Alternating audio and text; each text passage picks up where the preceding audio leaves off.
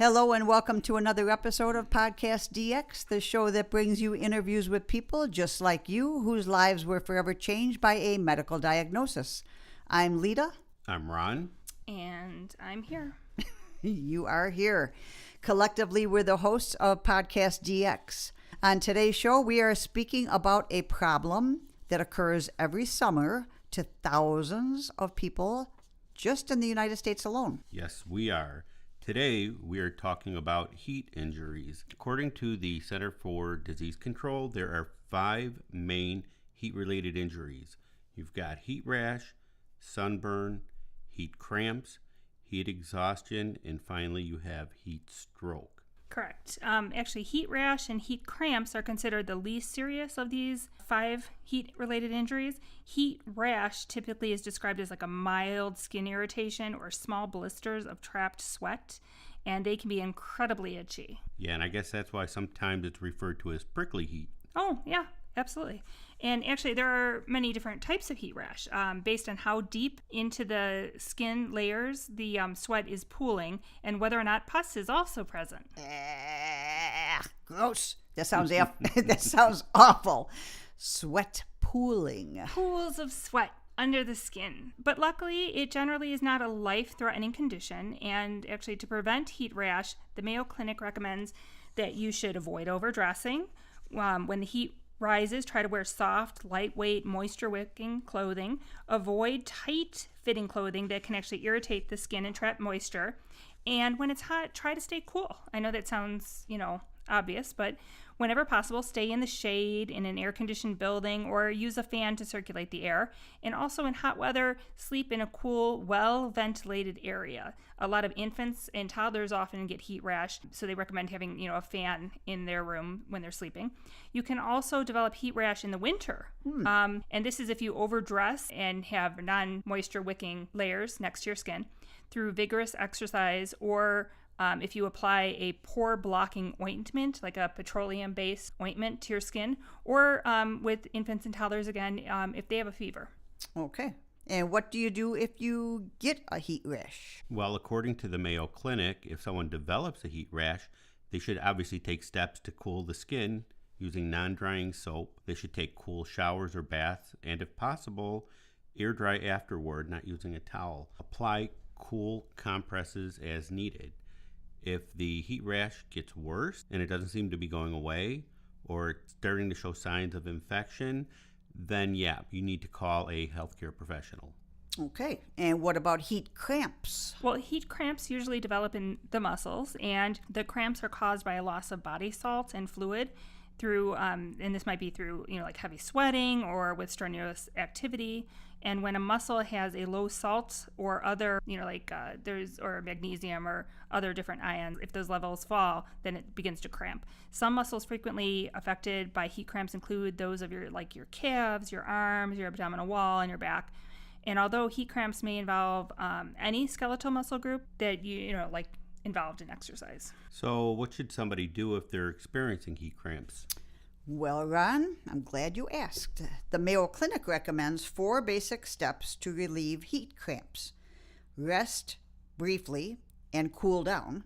That's number 1. Drink clear juice or an electrolyte-containing sport drink, because that's got the ions that you need, right? Yeah. Practice gentle range of motion stretching and gentle massage of the affected muscle group. And don't resume strenuous activity for several hours or longer after the heat cramps go away. That's right. And call your doctor if the heat cramps don't go away in an hour or so. Well, this actually sounds like it's another rather mild condition. Maybe we should skip sunburn right now because that deserves a whole separate episode just for itself. Yeah. Sounds good. What about heat exhaustion? Heat exhaustion. Well, Heat exhaustion. I have a little experience with that one. Yes, she does. I think my old medical unit with the Illinois Army National Guard treated you for heat exhaustion every year at annual training. Not every year, maybe. I don't think. I'm sure that I must have made it through 1 year without needing a medic. What was happening with you, Lita? Well, I think it really started when I broke my wrist 1 year. That's how it all started. We arrived with my unit at Fort McCoy, and I broke my right wrist, and I'm right-handed. And during annual training, you wear a uniform with a button-up fly. That's your uniform even if you're not at annual training. But anyway, your fly is button-up. And then you wear equipment like a web belt, and it's got a canteen on the belt, and it snaps over your shirt and pants. Not to mention, you're in the great outdoors, so there's no plumbing, and you're in the middle of the woods. So every time I had to go to the bathroom, I had to unsnap a large belt buckle, one-handed, unbutton my pants, one-handed, balance over a hole in the ground, and you guessed it, one-handed. I just found it too difficult to unsnap my web belt and unbutton my BDUs to use the bathroom, so my solution was to drink less water, and it was 100 degrees outside. Did it ever occur to you that may not have been the best solution? Well, yeah. So what happened? Well, I remember saying something like, I'm not feeling too good, and then I passed out. I guess they called the medics, because the next thing I knew, it felt like somebody was stabbing me in my arm with a large skewer. The IV they were trying to start, it hurt like a son of a... Beep. Beep, yes. And I remember waking up swearing, worse than the son of a something, and saying, can you get somebody who knows what the hell they're doing? And a couple of expletives, yes.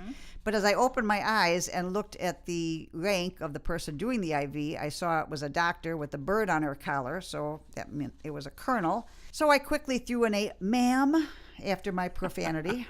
Yeah, that was the colonel who wrote a letter of recommendation for me to get into college, I believe. I kind of shocked that you swore at her. Well, it hurt. Okay. Oh boy, Lita. I guess they were just having trouble starting the IV because you were so badly dehydrated? That might be true, yes. Okay. According to Johns Hopkins Medicine, your doctor or your child doctor may prescribe IVs, which is intravenous rehydration, to treat moderate to severe cases of dehydration. And during IV rehydration, fluids are injected through an IV line. Different fluids may be used depending on the situation. Usually, though, they will consist of water with a little bit of salt or even sugar added.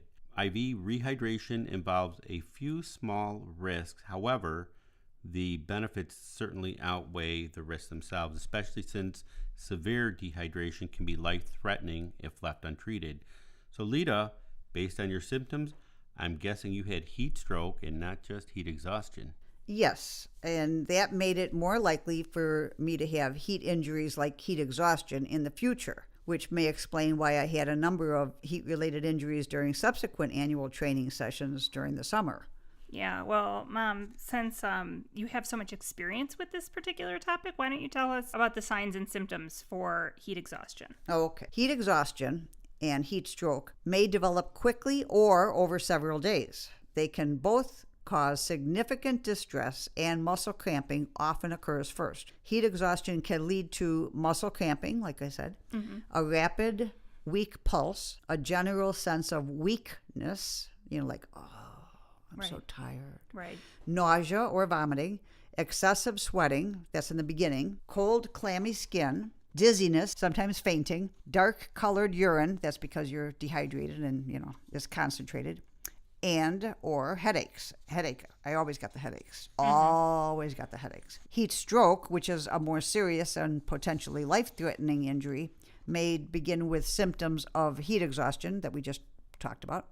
And again, it's important to keep in mind that heat stroke can be life-threatening and symptoms may rapidly worsen. These symptoms may include a body temperature of 104 degrees or higher, a hot, dry skin, because by now you've already sweated out everything you had to sweat, a racing heartbeat, confusion, agitation. See, I was agitated. You were. Slurred speech. I did not slur my speech. I swore very distinctly. Seizures, which I did not have seizures. I just lost consciousness. Oh, loss of consciousness, and even a coma, which I did not go that far. Well, there are two types of heat stroke out there, exertional and non-exertional. That's right. Non-exertional heat stroke occurs in those who cannot adapt well to the increasing hot temperatures. For example, older adults, people with chronic illnesses, and infants are often affected. A person typically experiences this type of heat stroke when they're indoors without air conditioning, and they may not be engaging actually in any physical activity, non-exertional. And it can take several days of high temperatures or for non-exertional heat stroke to occur. And it's common during extreme heat waves, where on the other hand, exertional heat stroke occurs in people whose bodies can no longer adapt to rising temperatures while they're exercising or working. And this condition can develop within just a few hours. And it usually affects people who are spending time outdoors. Like at annual training. Spending time in closed cars puts small children and pets at a high risk of having heat stroke. We hear about that every year. Yep. And the CDC actually estimates that when the temperature outdoors is 80 degrees, the temperature inside a closed car rises to over 100 and upward in as little as 20 minutes. And the hotter it is outside, the faster the temperature rises inside a vehicle. The Mayo Clinic has a good list of suggestions to avoid heat exhaustion and other heat-related illnesses. When temperatures climb, remember to, 1, we mentioned earlier, wear loose-fitting, lightweight clothing, because wearing excess clothing or clothing that fits tightly won't allow your body to cool properly. 2, protect against sunburn. Sunburn affects your body's ability to cool itself, so protect yourself. You may want to wear a wide-brimmed hat and sunglasses and use a broad spectrum sunscreen with an SPF of at least 15. Oh, point of contention. Okay. Did you know that they have proven that there are a lot of sunscreens out there that say they're SPF whatever, and they are not. I did not know Maybe that. that'll be something we talk about in depth for a sunburn episode. Yes, we will. Okay. Yes. I thought it was SPF 50 was the minimum now. You're saying 50? We're going to talk about that later. during the sunburn episode. Yeah, we'll have to do a special one on that. Okay, I think one thing we can all agree upon, though, that you want to apply the sunscreen generously, meaning put it on and keep putting it on. So put it on 30 minutes before you go out in the sun and reapply it to yourself at least every 2 hours or more often if you're swimming or sweating. Sunscreen does degrade with time. Oh, maybe that's why it's not what it says, because it's sitting on a shelf. We'll learn more during the sunburn we're going to have to talk episode. All right. So the rule of thumb here, check the expiration date on the sunscreen when you buy it. Okay. All right, here's another thing. We also talked about this. Stay hydrated, right, Lita? Yes. Drink plenty of fluids, right, Lita? Yes. Okay, yes. But don't drink beer. No. That'll alcohol do the does opposite. not, Exactly. Yes, alcohol does not count. Okay, in all seriousness, staying hydrated will help your body sweat out and maintain the normal body temperature. Make sure you take extra precautions with certain medications. Be on the lookout for heat-related problems if you take medications that can affect your body's ability to stay hydrated and dissipate the heat. And never leave anyone, any living one, or any living thing in a parked car. Don't know how much we, have to stress this. This is a common cause of heat-related deaths in children, also in animals. When parked in the sun, temperatures in your car can rise 20 degrees within 10 minutes.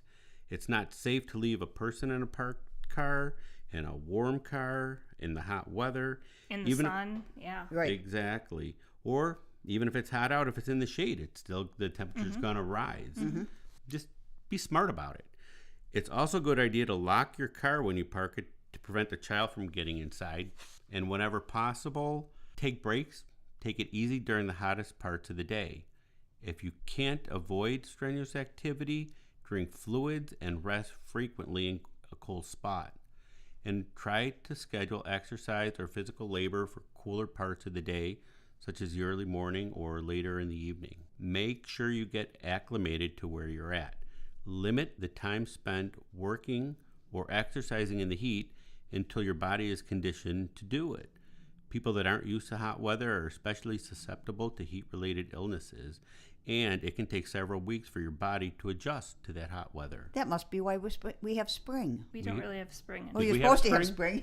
You're supposed to have Not spring. Not here in Chicago. Right. That's, again, another episode. And lastly, be cautious if you're at an increased risk.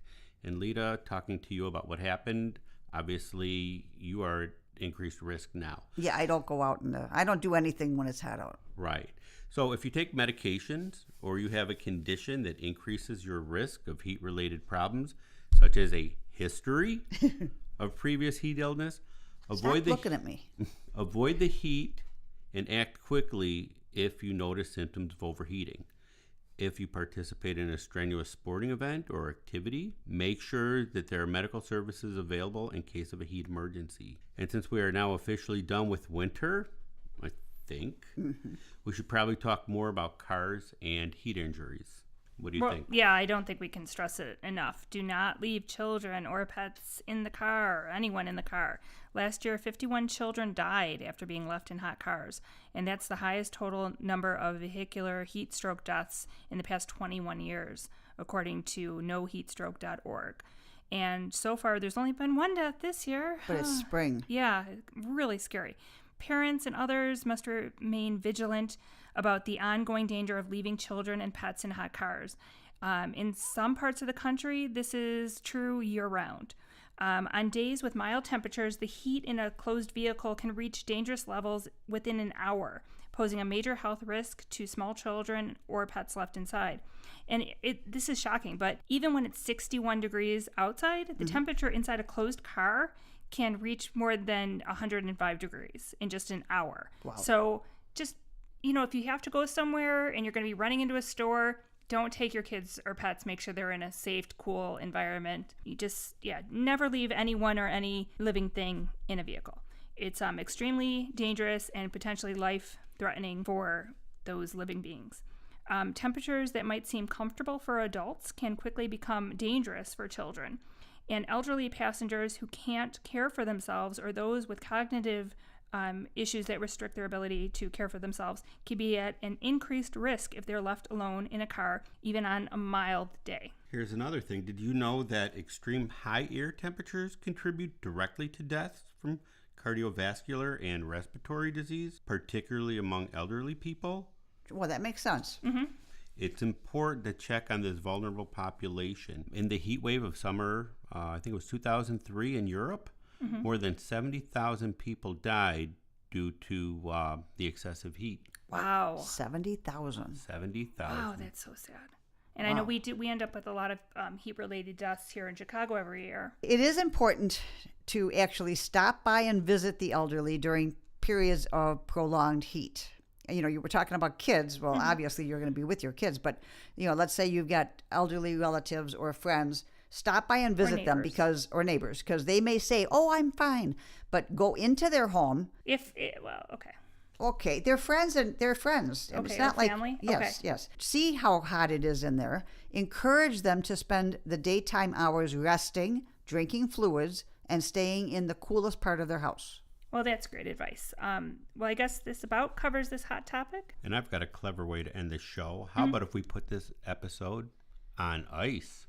Yeah, okay, everybody. Stay cool, everyone. If our listeners have any questions or comments related to today's show, they can contact us at PodcastDX@yahoo.com, through our website, PodcastDX.com, on Facebook, Twitter, Pinterest, or Instagram. And if you have a moment to spare, please give us a 5-star review wherever you get your podcast. As always, please keep in mind that this podcast is not intended to be a substitute for professional medical advice, diagnosis, or treatment. Always seek the advice of your physician or other qualified healthcare provider with any questions you may have regarding a medical condition or treatment, and before undertaking a new healthcare regime, and never disregard professional medical advice or delay in seeking it because of something you've heard on this podcast. Stay cool. Till next week.